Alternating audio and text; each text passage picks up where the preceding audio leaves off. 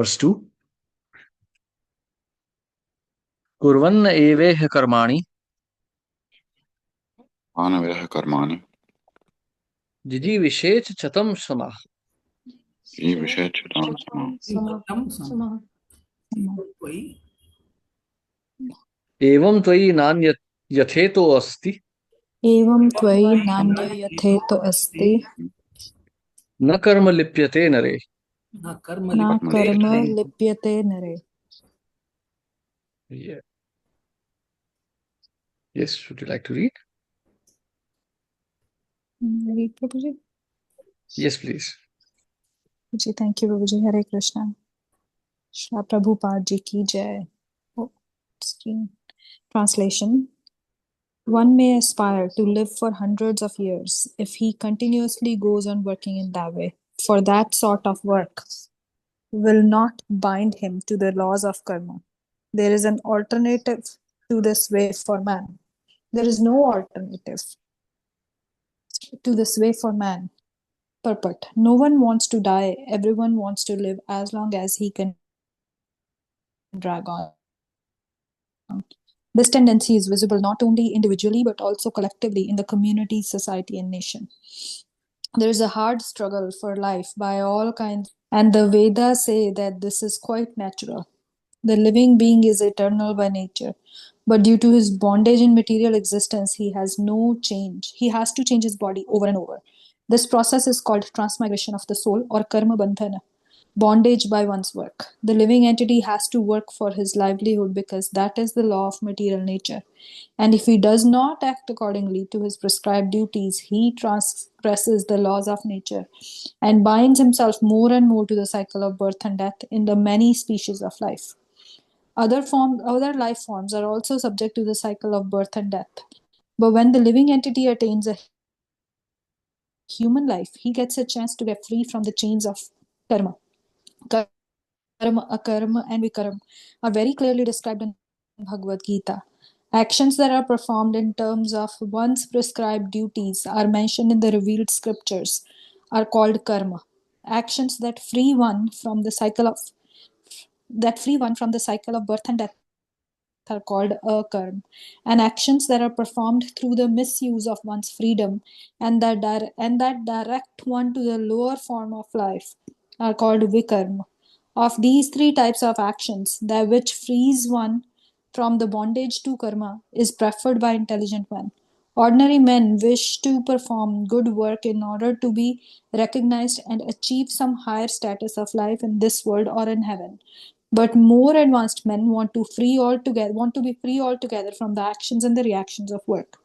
Intelligent men well know that both good and bad work qualities bind one to the material miseries. Consequently, they see that work which will free them from the reactions of both good and bad work. Such liberating work is described here in the pages of Sri Isopanishad. The instructions of Sri Isopanishad are more elaborately explained in the Bhagavad Gita, sometimes called the Gita Upanishad, the cream of all the Upanishads. In Bhagavad Gita 3.9 to 16, the personality of Godhead says that one cannot attain the state of karmya or akarm without executing the prescribed duty mentioned in the Vedic literature. This literature can regulate the working energy of the human being in such a way that he can gradually realize the authority of the Supreme Being. When he realizes the authority of the personality of Godhead, Vasudeva or Krishna, it is understood that he has attained the stage of positive knowledge. In this purified stage, the modes of nature, namely goodness, passion, and ignorance, cannot act, and he's able to work on the basis of nes karma. Such work does not bind one to the cycle of birth and death.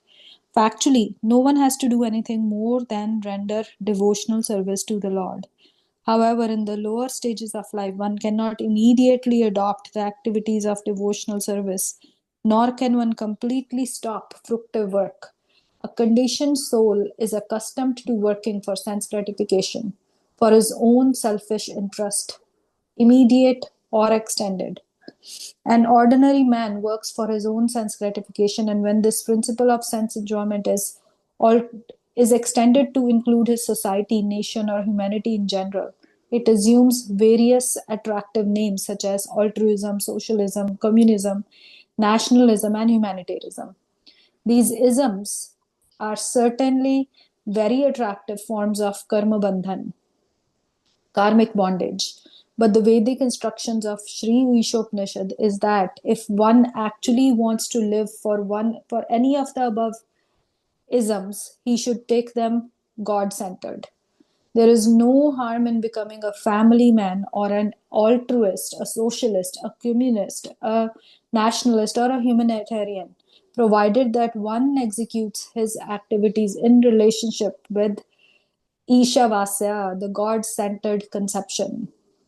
In Bhagavad Gita 2.40, Lord Krishna states that God centered activities are so valuable that just a few of them can save a person from the greater danger.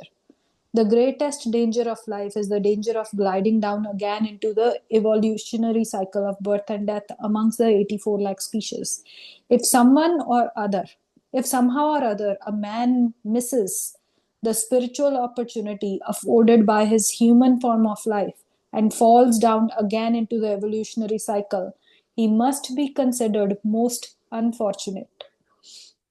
Due to his defective senses, a foolish man cannot see that this is happening. Consequently, Sri Ishopanishad advises us to exert our energy in the spirit of Isha Avasya. Being so engaged, we may wish to live for many, many years, otherwise, a long life in itself has no value. A tree lives for hundreds and hundreds of years, but there is no point in living a long life like trees, or breathing like billows, or begetting children like hogs and dogs, or eating like camels. A humble, God centered life is more valuable than a colossal hoax of life dedicated to godless altruism or socialism. When altruistic activities are executed in the spirit of Sri Ishopanishad, they become a form of karma yoga. Such activities are recommended in Bhagavad Gita 18.5 to 9, for they guarantee their executor protection from the. Sorry, Prabhuji. Prabhuji, would you mind moving the screen? Sorry, I don't have that open. Yeah, thank you, Ji. When altruism activities are executed in the spirit of Sri Ishopanishad, they become a form of karma yoga. Such activities are recommended in Bhagavad Gita 18.5 to 9, for they guarantee their executor protection from the danger of sliding down into the evolutionary process of birth and death. Even though such God centered activities may be half finished, they are still good for the executor because they will guarantee him a human form in his next birth. In this way, one can have another chance to improve his position on the path of liberation. How one can execute God centered activities is elaborately explained in Bhakti Rasamrita Sindhu by Srila Rupa Goswami. We have rendered this book into English. We have rendered this book into English as the Nectar of Devotion. We recommend this valuable book to all who are interested in performing their activities in the spirit of Sri Ishopanishad. Thank you, Prabhuji. Hare Krishna. Hare Krishna, thank you very much. ईशावास्यमिदं सर्वं यत् किंच जगत्याम जगत तेन त्यक्तेन भुञ्जिता मा गृह् कश्चिद्धनम्. This is what we studied yesterday. Ishavasya idam sarvam. Everything is under the control of the Supreme. Tena tyaktena bhunjitak mat gadha kashvidhanam. Remember to whom they belong. Everything is under the control of Supreme Lord and it belongs to Him. We are just the renters here. With that context, we are starting today's conversation.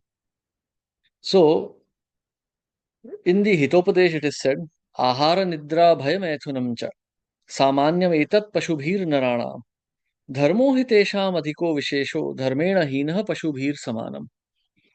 Ahara nidra bhaya maithun. Eating, sleeping, defending, and mating. These are activities common to everyone. A dog also likes to eat. I mean, you may want to eat some chapati, dal, sabji properly offered to Lord. The dog will eat anything from the gutter it picks up. That's dog. You want to sleep. You want to sleep on a comfortable bed, double some mattress and whatever, whatever. Dog will simply sleep on the floor. He's happy. And after we are asleep, it doesn't matter whether we are sleeping on a bed or on the floor. Sleep is sleep. We become unconscious. So then mating. Now we may write elaborate poetries, we may make social networks and Tinder and God knows what. And we may write, so many elaborate social procedures. So there is wedding ceremony, and especially if you're an Indian, then there is even more of melodrama associated with it. All this ceremony, that ceremony. But what is our final objective? Just sex life, Maithuna. It's not that they're going to sit and glorify the Supreme Lord together. That may happen probably in some heavenly planets, but not on Earth. Maithuna and Bhai. Like on Earth, we may have this sophisticated National Defense Academy, this and that, but what is that? Dog also does the same thing. Dogs don't need to go to some military academies to learn how to fight with each other. They just show their teeth and nails and they do how and they eat each other up. Dogs do that. You go to some alley where dog is sitting, the dog will start barking at you. You go to some passport control. Yes, where is your passport? Where is your visa? How many days? Where is your booking registration? Sophisticated dogs. But that's what human society is all about. If you really want to see whether the society is human or not, you ask the people, what is the purpose of life? Oh no, this is our purpose is just to be happy. I enjoy playing computer games. I enjoy driving my car. I enjoy time with my family. But what is all this? This is animals are also doing the same thing. It's not that the dogs and cats are just sitting there all the time. They are also enjoying life. Cats are fighting with each other. Dogs are barking merrily, running here and there. Not that they are not enjoying. So our standard of enjoyment may be higher, but that doesn't make us any better than them. This is exactly what Srila Prabhupada told in San Francisco. That the dog is running here and there on four legs, you are running on four wheels. But what is the difference in consciousness? So where is your civilization? When Prabhupada came to America, he was very impressed looking at the technological progress. But after living there for a decade or so, when Prabhupada went back to India, he just said, oh, that's nothing. These are just white aboriginals, Adivasis. They're just eating, sleeping, mating, and defending. No higher purpose of life. Churches are empty, mosques are empty. No one worships anyone. They just want to enjoy their life. So this is not a human civilization. This is aboriginal civilization. Prabhupada called Americans for sophisticated white aboriginals. Nothing more than that. And this is literally the whole world now. Even in India, no one really cares for any higher objectives of life. In fact, in India, it's slightly one step worse because we claim to be religious, Hindu, religious. But that is nonsense because there is no higher objective.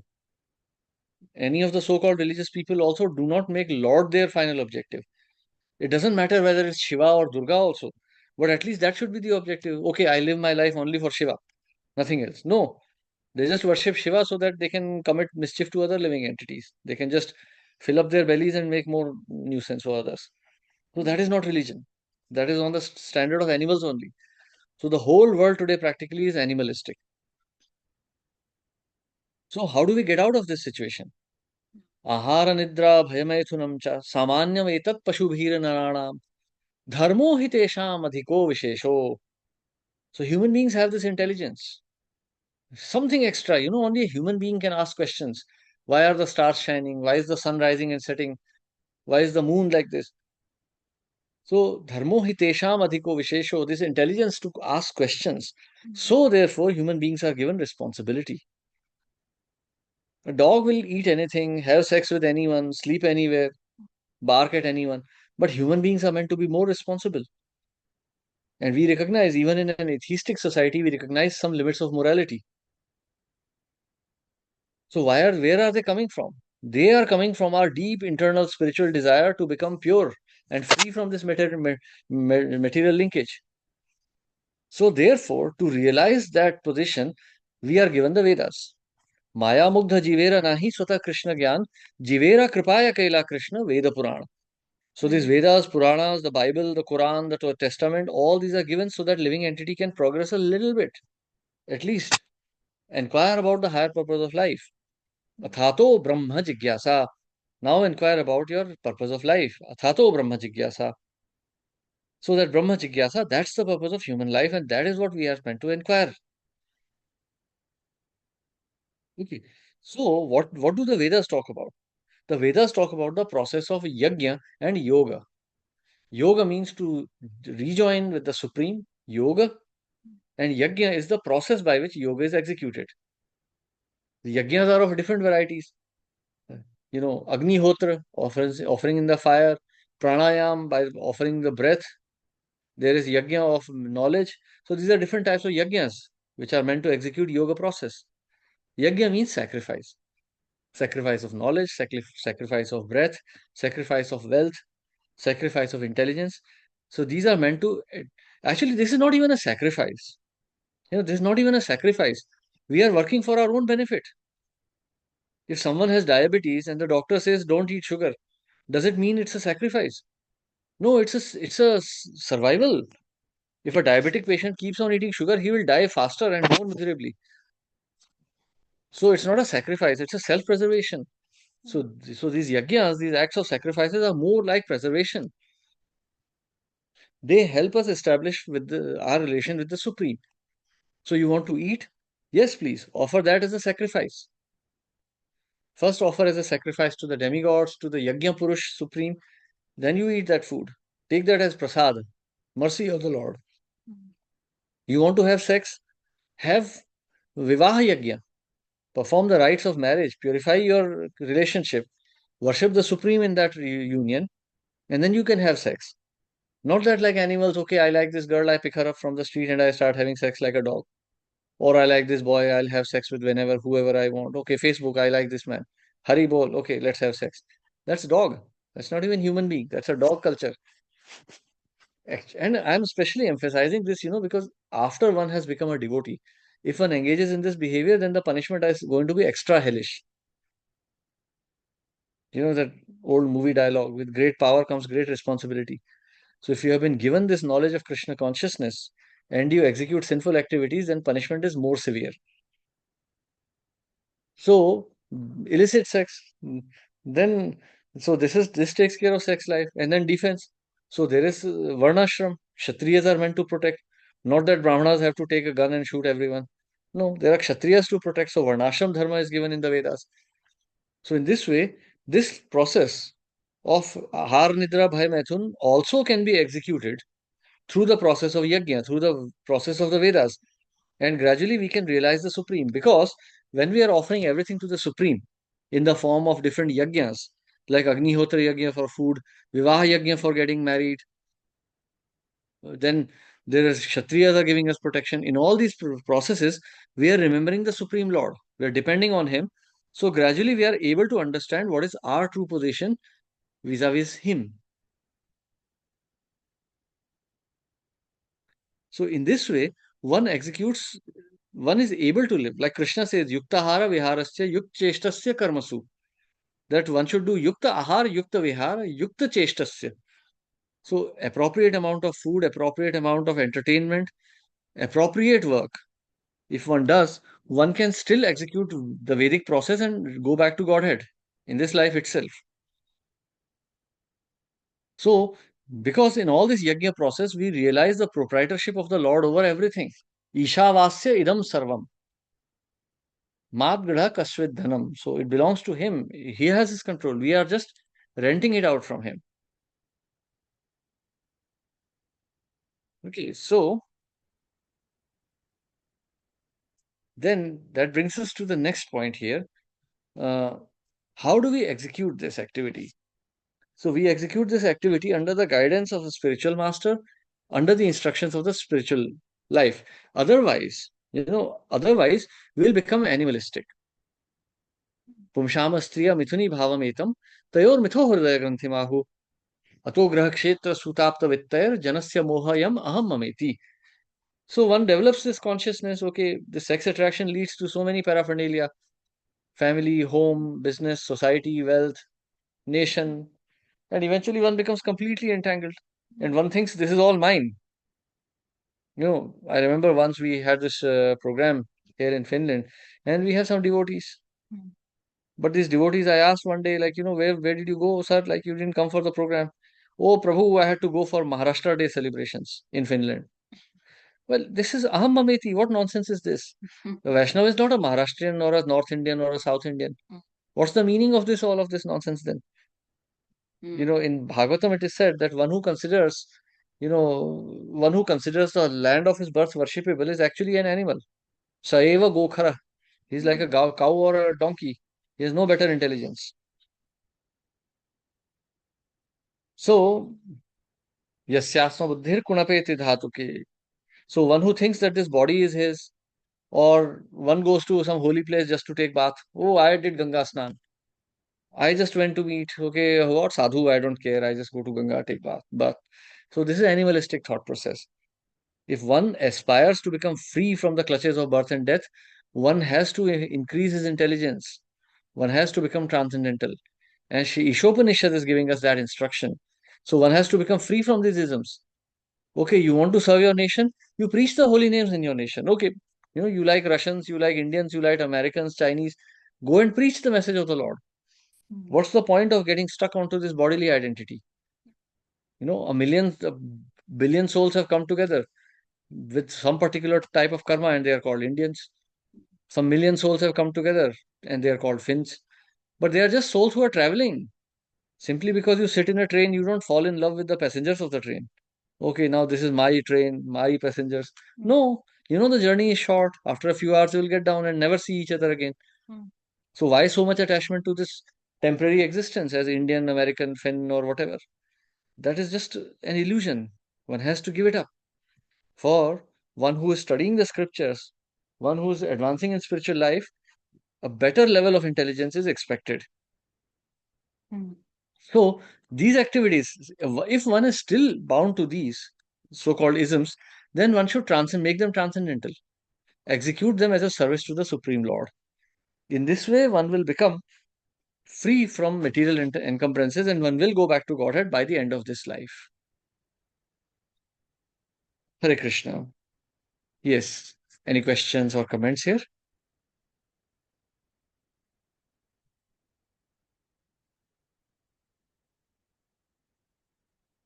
Okay. If not, then we stop here today. Thank you very much, everyone. Hare Krishna. Srila Prabhupada ki jai. Jai. Hare Krishna. Hare Krishna. Hare Krishna. Hare Krishna. Thank Hare you. Krishna. Thank you, Prabhuji. Dandavat pranam. Thank you. Dandavat pranam. Hare Krishna. Hare